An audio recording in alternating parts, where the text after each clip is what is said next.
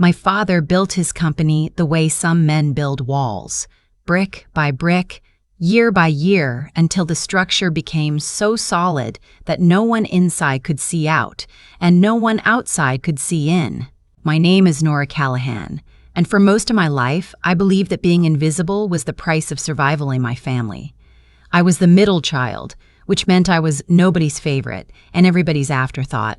My older brother Daniel was the heir apparent, the one who got the firm handshakes at the dinner table, the one my father took to baseball games and client lunches before he was old enough to understand what a client was.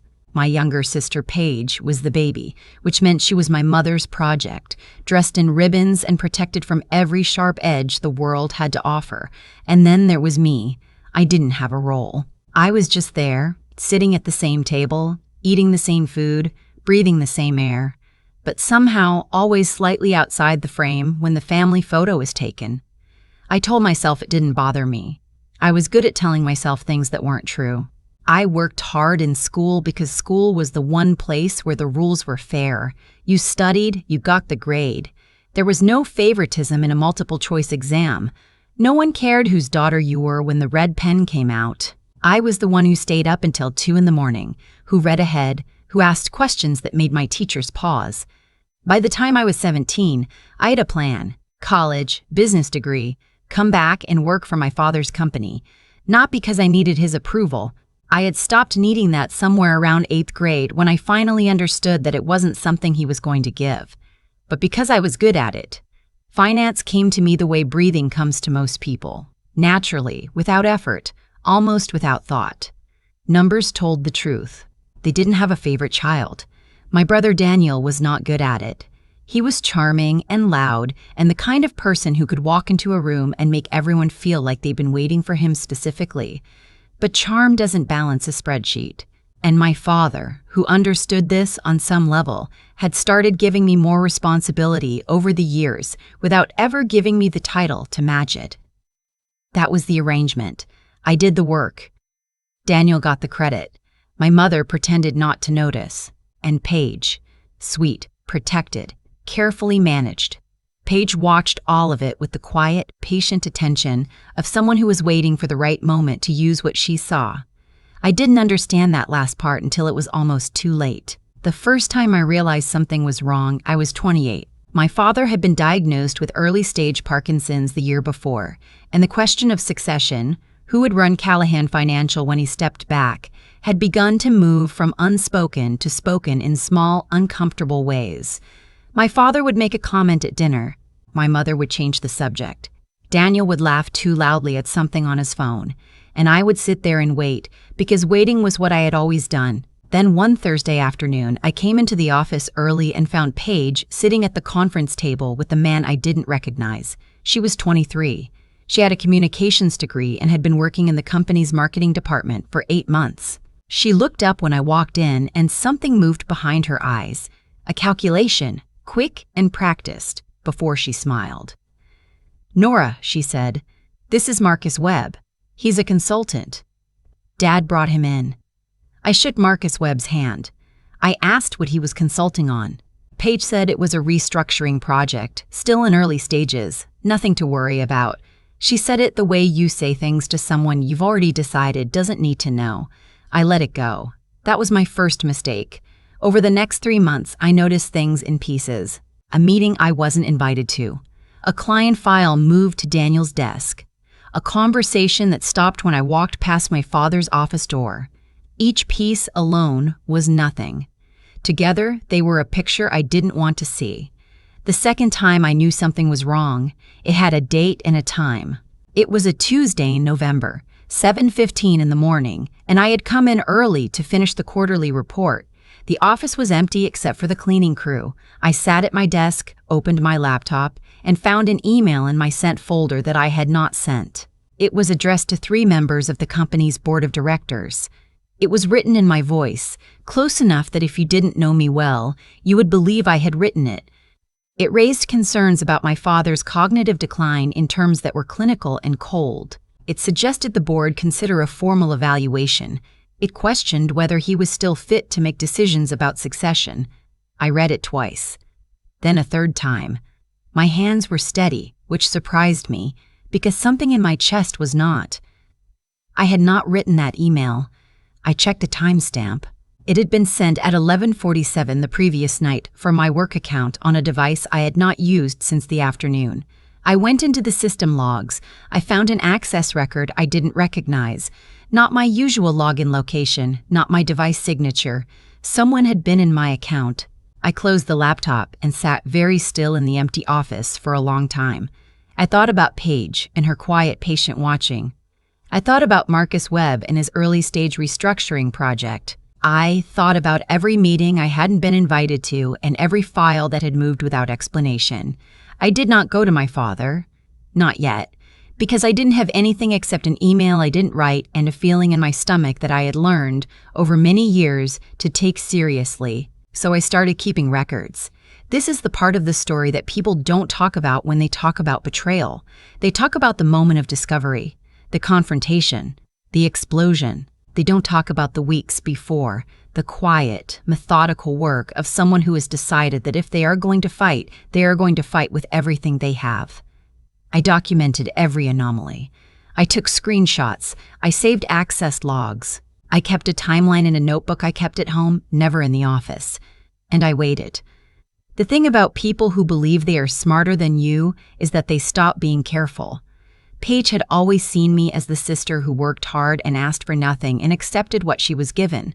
She had no framework for a version of me that was watching. The second unauthorized email came 6 weeks later. This one was worse.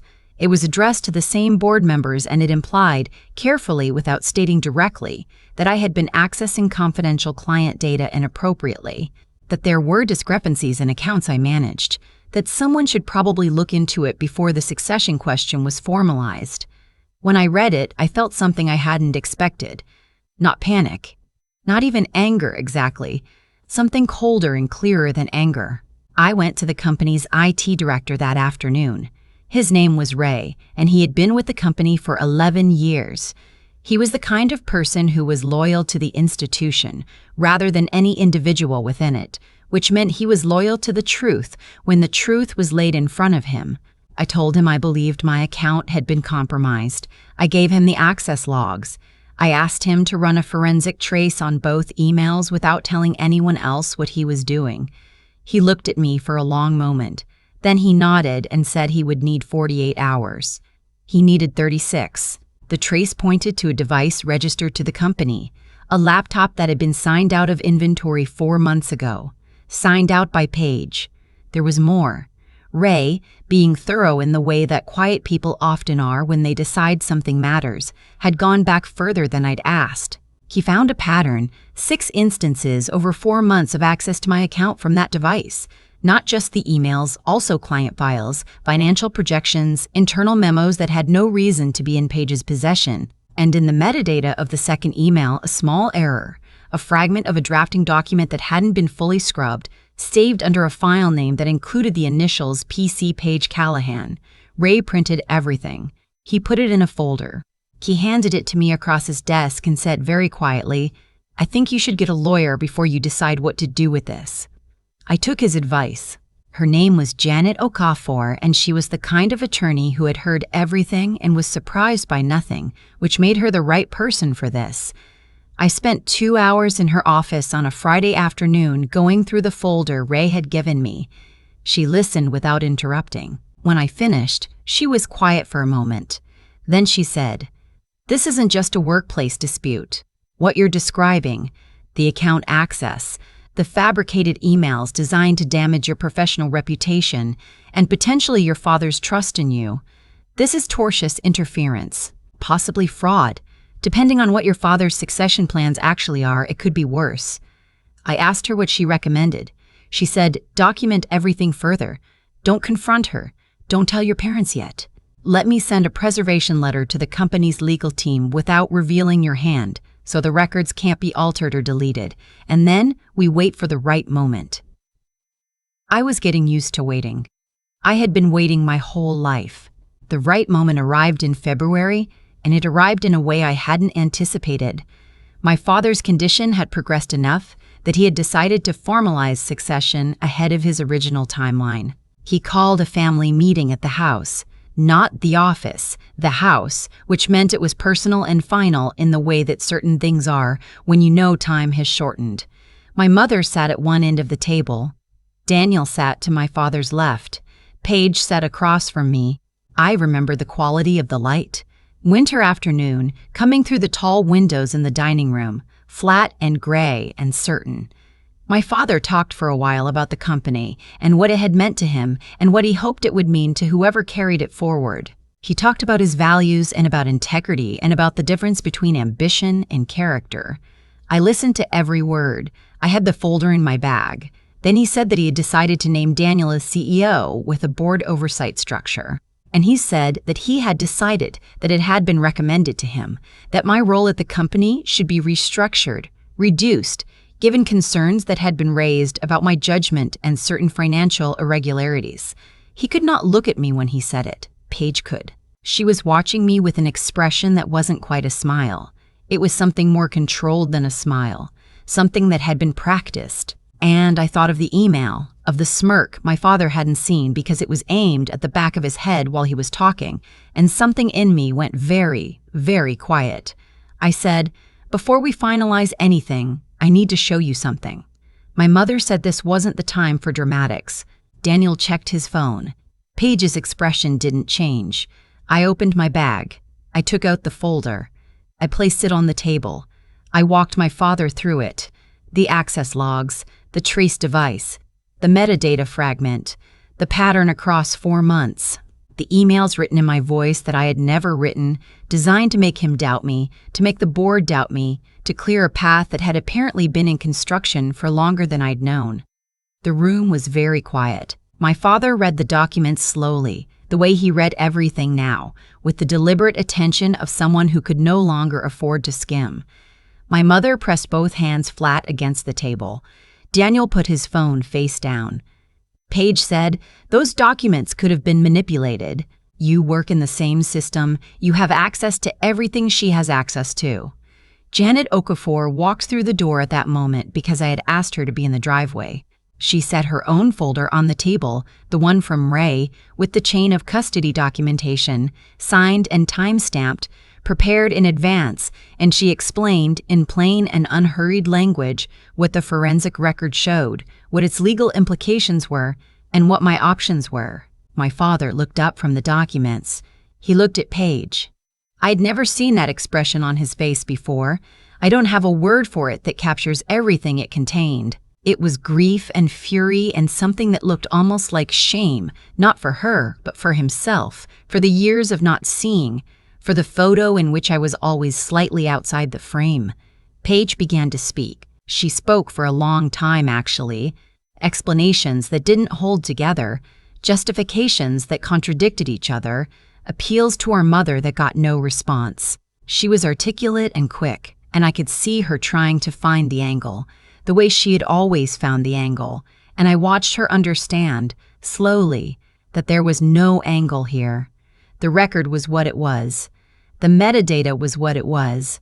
Ray had signed the documentation. Janet was sitting at the table. At some point, my father raised one hand, just slightly, the way you stop a conversation without raising your voice, and Paige stopped speaking. He said, "I need you to leave the room." She left. The rest of that conversation I will keep to myself, because some things belong to families and not to stories. What I will say is that my father made changes to the succession structure, to Paige's role at the company, to the way he had been looking at things for a long time. He did it quietly and completely, the way he had built the company, methodically, without ceremony. My mother cried, which surprised me, not because she was sad. I think because she had known something was wrong for longer than she had admitted to herself, and crying was the only honest response she had left. Daniel, to his credit, said very little, but 2 days later, he came to my office and closed the door and said, "I want you to know I didn't know about any of it." I looked at him for a moment. I believed him. Daniel had many flaws, but elaborate scheming was not among them. I nodded, and we didn't speak of it again, and something between us that had been strained for years shifted slightly, like a door that had been stuck finally moving on its hinges. Janet Okafor filed a civil suit on my behalf in March. unauthorized computer access, notorious interference, defamation. She was meticulous and deliberate, and the kind of lawyer who does not go to court until she is ready, which meant she spent 2 months in discovery, being very, very thorough. The deposition was on a Wednesday. I was not in the room for Paige's portion of it, but Janet told me afterward that she had walked in composed and left something else. There is a moment in a deposition when a person understands that what they thought was their story has been replaced by the record, and the record doesn't negotiate. Janet said Paige had that moment around the 40-minute mark. The case did not go to trial. 2 weeks before the trial date, Paige's attorney contacted Janet with a settlement proposal. I reviewed it. Janet advised me on the terms. We made counter-proposals. In the end, we reached an agreement that included financial restitution, a formal retraction of the emails distributed to the board, and a non-disparagement clause that ran both directions. The latter being a condition I had insisted on, not because I planned to speak badly of her, but because I was done being spoken of badly by someone whose words went unchecked. The day after the settlement was signed, I sat in my car in the parking garage under the office building for a few minutes before going in. Not because I was sad, not because I was angry. I was trying to locate the feeling accurately, and it took me a moment. It was something like space, like a pressure that had been operating at such a constant level that I had stopped noticing it, suddenly not released dramatically, but simply absent. The way you notice a refrigerator has been humming only after it stops. I had spent so many years being the one who worked and waited and accepted and made herself small enough to fit in the spaces left between everyone else's needs that I had never stopped to ask what size I actually was. It turns out I was bigger than the space I had been given. I went upstairs. I had a 9 o'clock meeting with a client. I was prepared. The numbers were right. The work was good. It was enough. It had always been enough. The difference was that now there was a record that said so. My father retired the following spring. He gave a short speech at the company dinner that I will also keep mostly to myself. But I will say this. At the end of it, he looked at me directly, in front of everyone, and said that the company was in the right hands. It was the first time in my life I didn't look away first. My mother and I have what I would call a careful relationship now. We have Sunday phone calls, and we are honest with each other in the way that people are honest when they have run out of reasons to pretend. She told me once that she had always known I was the capable one, and that she had thought, wrongly, that capable people didn't need to be told. I didn't argue with that. I understood what it cost her to say it, and I accepted it for what it was. Paige and I don't speak. I don't know if we ever will. I have made peace with not knowing. Some doors don't need to be reopened. They just need to be acknowledged, and then you walk forward. I still work with numbers. I still come in early. I still read ahead and ask questions that make people pause. None of that changed. What changed is that I stopped waiting for someone to confirm what I already knew. The truth doesn't need your permission to be true. It just needs someone willing to write it down. There is a version of this story where I never open that email, where I come in a few minutes later or a few minutes earlier and the sent folder stays closed, and I go on being the person who works quietly and accepts what she is given and tells herself it doesn't matter. I think about that version sometimes, not with regret, with something more like clarity. Because the thing I've come to understand is that the truth was always there. It existed in the access logs and the metadata and the signed documentation long before I found it. What changed wasn't the truth. What changed was that I looked. That's the first thing I want to say to anyone watching this. The record exists, whether you're reading it or not. The people who wrong us are rarely as careful as they believe themselves to be. Paige made errors. Small ones. Technical ones. Because she had convinced herself that I wasn't paying attention. And she had convinced herself of that because for most of our lives, I hadn't been.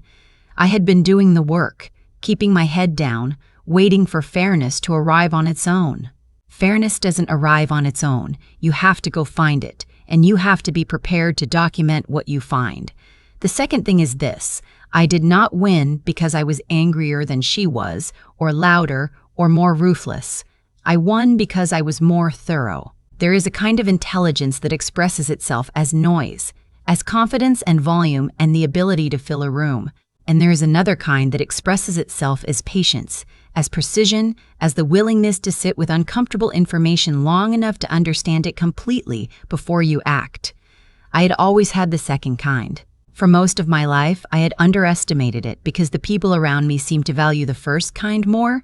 What this experience taught me is that in any contest that ultimately comes down to evidence, patience beats performance every single time.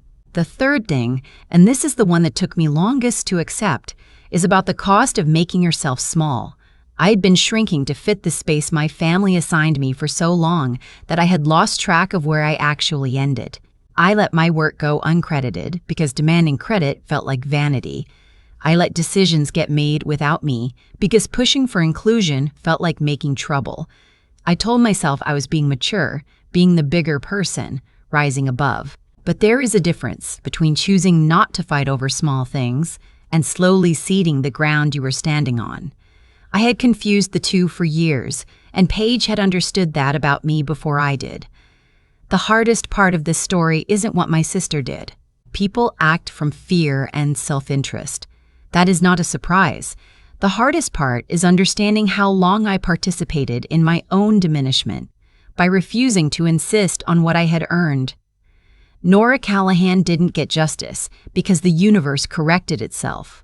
She got it because she kept her records, hired the right attorney, stayed calm when she had every reason not to, and refused, finally, completely, to accept a version of reality that had been constructed specifically to exclude her.